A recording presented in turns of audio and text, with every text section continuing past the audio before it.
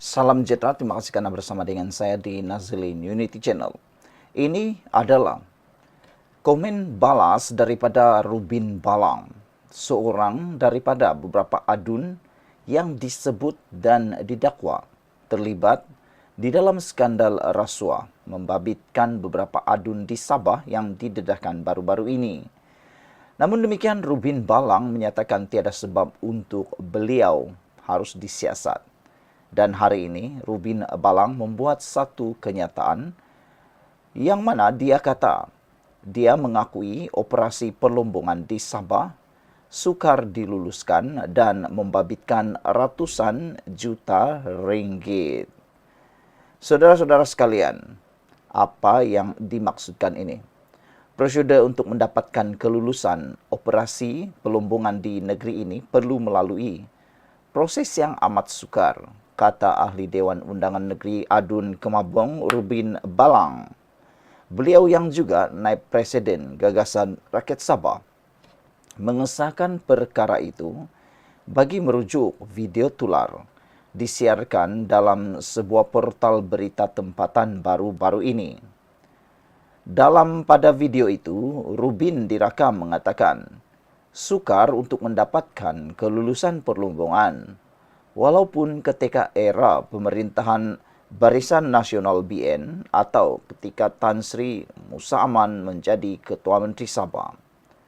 Anak pertama saya, bukan ahli parlimen Tenem, Ridwan Balang, mempunyai latar belakang dan pengetahuan dalam bidang perlombongan. Dan saya tahu dia pernah membuat permohonan perlombongan ketika pentadbiran Musa Aman. Ketika itu, tiada jawatan kuasa maupun jabatan negeri ditubuhkan kerana tiada pegawai yang berpengalaman. Tetapi apabila pegawai lebih berpengalaman bekerja dalam kerajaan persekutuan ditugaskan kembali ke Sabah, kerajaan negeri di bawah pimpinan Datuk Seri Haji Jinor menubuhkan jabatan itu, katanya dalam satu kenyataan.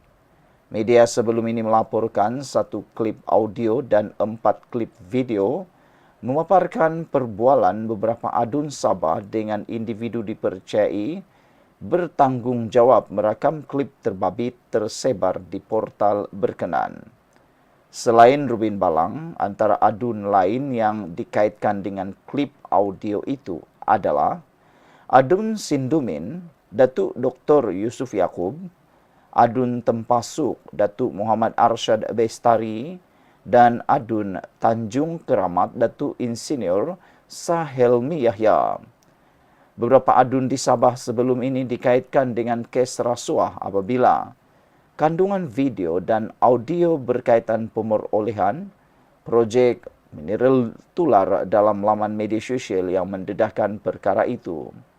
Rubin yang juga pengerusi Perbadanan Kemajuan Ekonomi Sabah Sedco berkata, di sebalik penubuhan jabatan negeri baharu itu, proses untuk mendapatkan kelulusan akhir masih mengambil masa beberapa tahun dan memerlukan kos tinggi.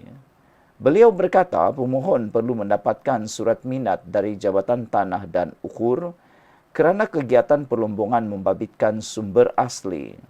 Selepas mereka bersetuju, bayaran 400,000 perlu dibuat kepada kerajaan negeri. Diikuti semakan lanjut untuk menentukan sama ada terdapat galian atau tidak. Langkah seterusnya memerlukan kebenaran lanjut daripada Jabatan Tanah dan Ukur atau Jabatan Perhutanan. Sebagai contoh, untuk memeriksa tanah seluas 809.4 hektar, perlu menggerudi sehingga 100 meter menggunakan mesin khas, namun ia tidak menjamin jumlah dan kualiti galian yang diterokai, katanya.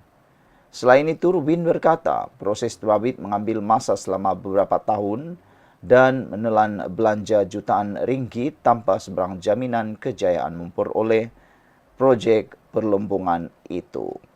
Saudara-saudara sekalian, pengakuan dan pendedahan kali ini memang sangat panas dan sangat bagus. Apabila Rubin sendiri mengakui operasi perlombongan di Sabah Sukar diluluskan dan membabitkan kos jutaan ringgit. Sekian dulu untuk kali ini. Jangan lupa tinggalkan komen Anda, tekan butang subscribe. Bye-bye. Salam sejahtera, terima kasih karena bersama dengan saya di Nazilin Unity Channel.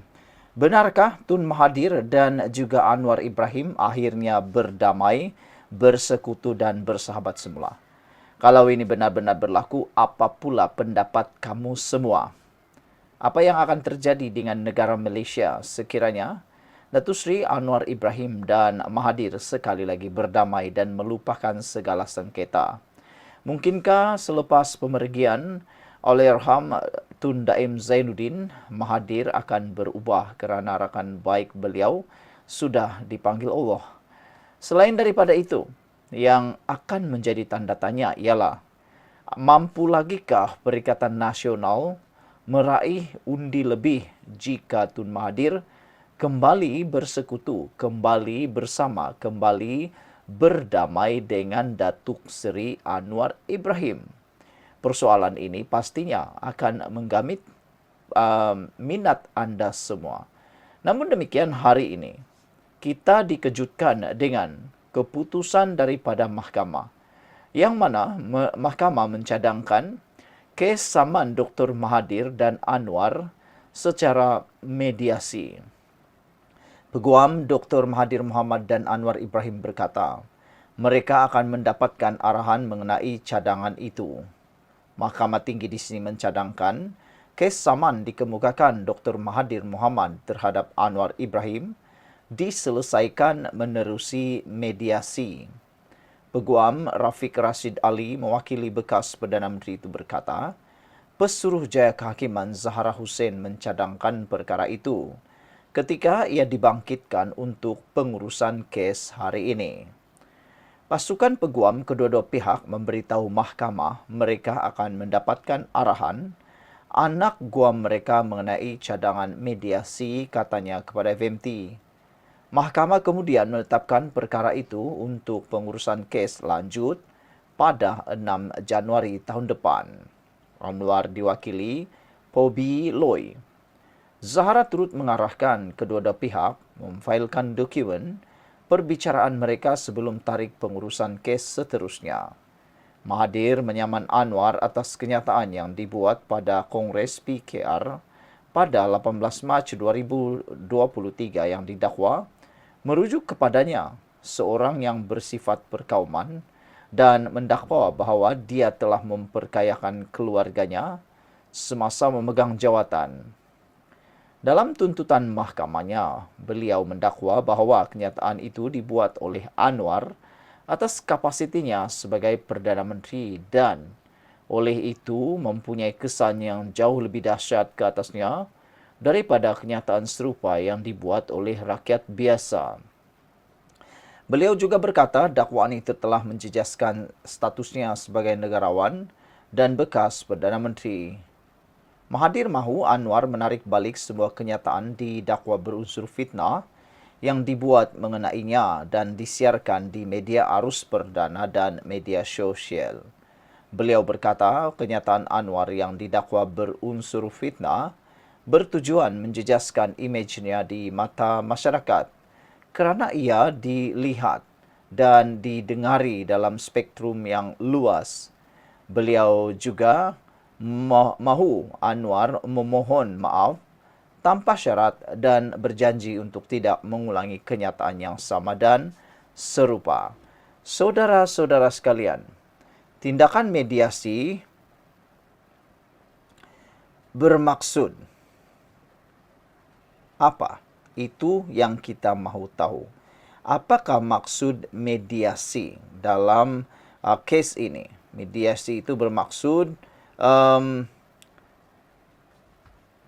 apa itu mediasi? Mediasi merupakan proses penyelesaian sengketa melalui perundingan atau muafakat ataupun muafakat para pihak dengan dibantu oleh mediator yang tidak memiliki kewenangan memutus atau memaksakan sesuatu penyelesaian.